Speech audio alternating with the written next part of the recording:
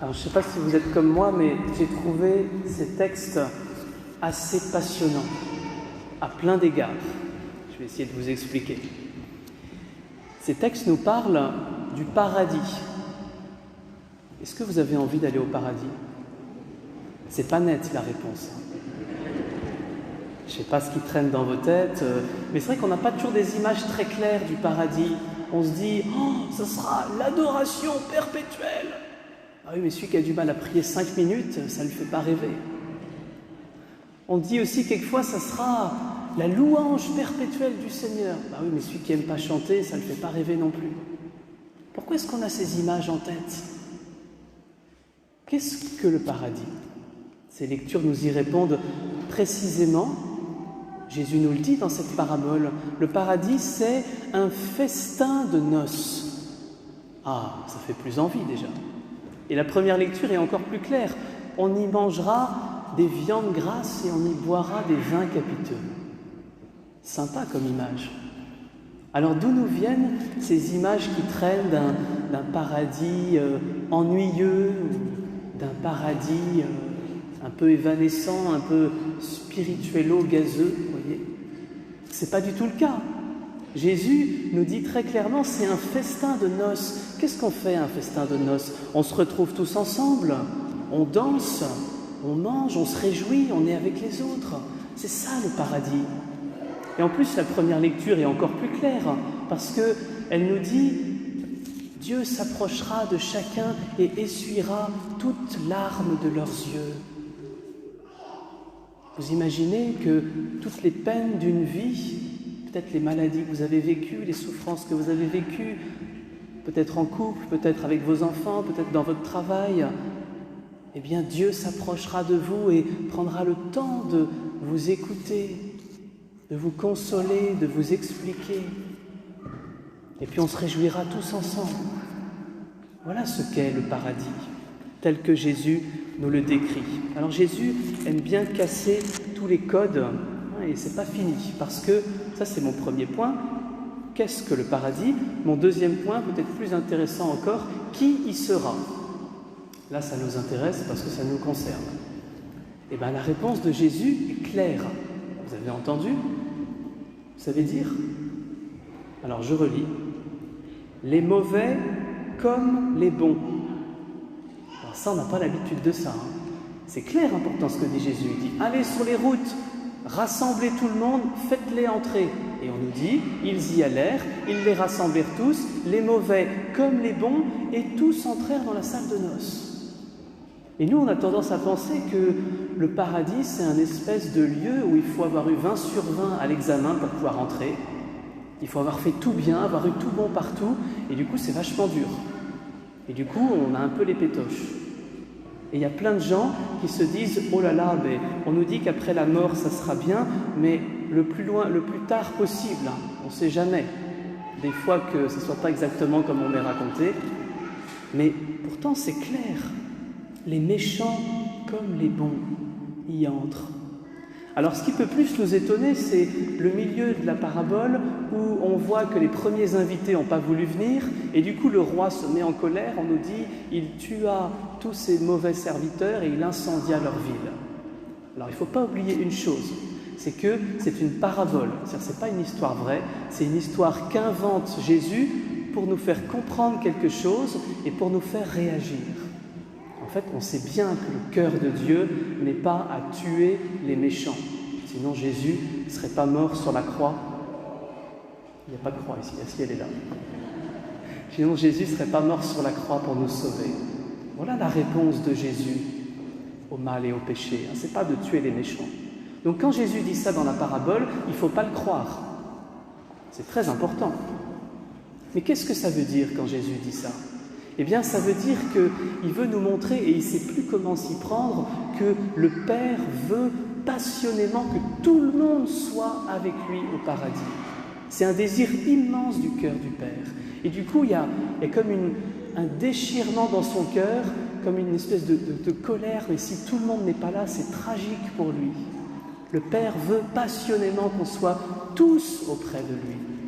C'est pour ça que Jésus emploie cette image de violence comme pour nous montrer ce qu'il y avait à l'intérieur du cœur du Père. Pas une violence meurtrière, une violence d'amour qui veut que tous on soit auprès de lui.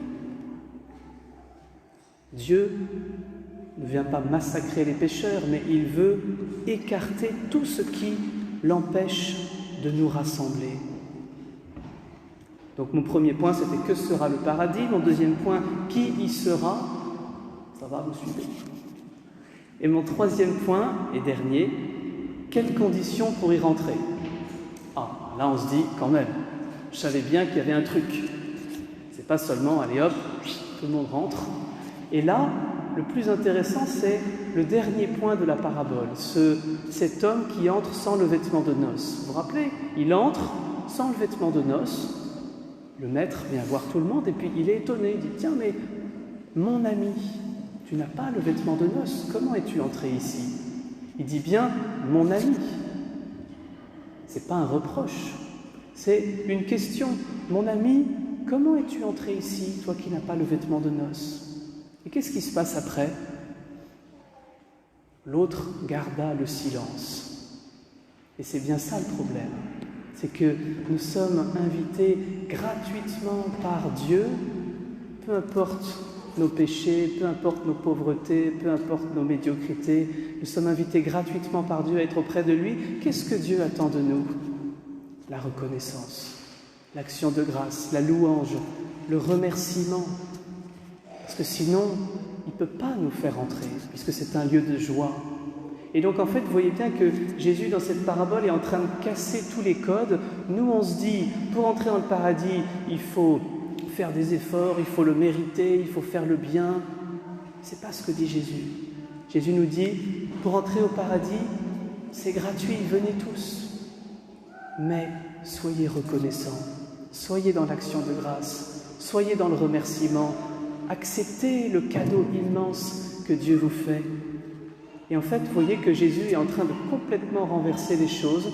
Il est en train de nous faire passer d'une religion de l'effort et du mérite, que trop souvent nous avons en tête, à une religion de la reconnaissance et de la joie.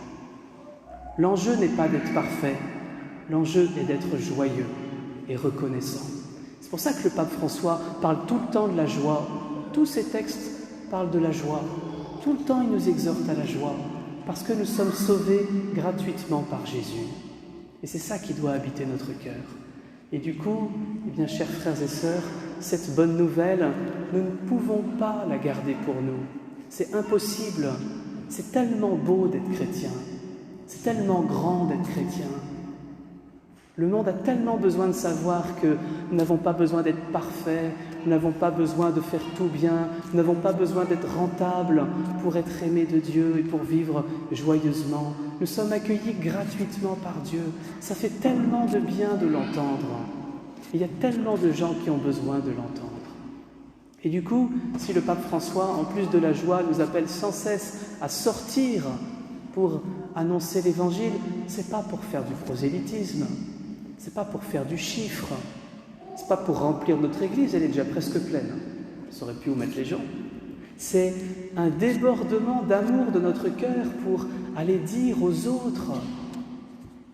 J'ai rencontré cette semaine dans notre paroisse une femme qui me dit « Oh Père Bertrand, ça fait des années que je veux inviter mon voisin d'en face à venir à la messe. » Je lui dis « N'attendez plus, faites-le aujourd'hui. » Pourquoi attendre des années? On n'a pas l'habitude quand on est français, mais vous voyez bien l'enjeu, c'est que le pape François tient les deux. C'est parce que nous sommes invités à la joie, parce que Jésus nous sauve gratuitement, nous aime gratuitement, sans condition, que nous pouvons sortir et l'annoncer aux autres. Tellement de gens l'attendent. Peut-être vos voisins l'attendent, peut-être vos amis l'attendent. J'étais très touché mercredi dernier, appelé l'un à la messe en semaine, parce qu'après la messe, on a discuté ensemble et puis on a dit mais la messe, c'est la mission. Vous savez que c'est le même mot, hein. Messe et mission, c'est le même mot. Et donc j'ai posé la question, mais qu'est-ce qu'on peut faire autour de cette messe pour qu'il se passe quelque chose? Et j'étais touché de voir que tous ceux qui étaient présents étaient prêts à inviter leurs voisins, leurs amis, leurs connaissances à cette messe pour leur transmettre l'amour de Jésus. Et donc, frères et sœurs, je crois que le moment est venu pour toute l'Église. Et je pense que c'est un signe des temps que le pape François ait été élu, il y a 7 ans maintenant, avec ce mot toujours qui revient dans sa bouche, sortir, sortir, sortir. Et le temps est venu pour chacun d'entre nous de nous dire, c'est maintenant. Cette bonne nouvelle, elle est trop grande, elle est trop belle, je ne peux pas la garder pour moi. Il me faut nécessairement aller l'annoncer aux autres. Et pour ça, c'est dur de le faire tout seul. C'est pour ça que c'est important de le faire ensemble. C'est pour ça qu'aujourd'hui, nous sommes heureux d'accueillir les nouveaux de la paroisse, qu'après la messe, eh bien, nous serons heureux de faire votre connaissance. Et puis moi aussi, je suis un nouveau, donc je me laisserai accueillir. Et puis, nous pourrons ensemble construire quelque chose pour aller rejoindre tous ces gens qui ont soif de connaître Jésus sans le savoir. Alors Seigneur Jésus, toi qui nous as choisis pour être là ce matin dans cette église, toi qui nous aimes infiniment, gratuitement, malgré nos pauvretés, avec nos péchés, avec nos défaillances, tu n'es pas exigeant avec nous, Jésus. Tu nous aimes comme nous sommes. Tu nous invites comme nous sommes à entrer auprès du Père dans le paradis. Te demandons, Jésus, vraiment la grâce aujourd'hui du remerciement, de l'action de grâce, d'une grande joie, parce que tu nous sauves. Vous savez que Eucharistie, ça veut dire action de grâce. Et donc je vous propose maintenant, dans ce temps de silence, de remercier Jésus de tout votre cœur, que ce temps de silence soit très profond, très profond, que nous disions vraiment à Jésus, merci Jésus pour tout ce que tu fais pour moi. Merci de m'aimer gratuitement. Merci parce que tu ne te soucies pas de mes défauts, de mon péché, de mes pauvretés. Merci Jésus. Prenons ce temps dans le silence de nos cœurs du remerciement.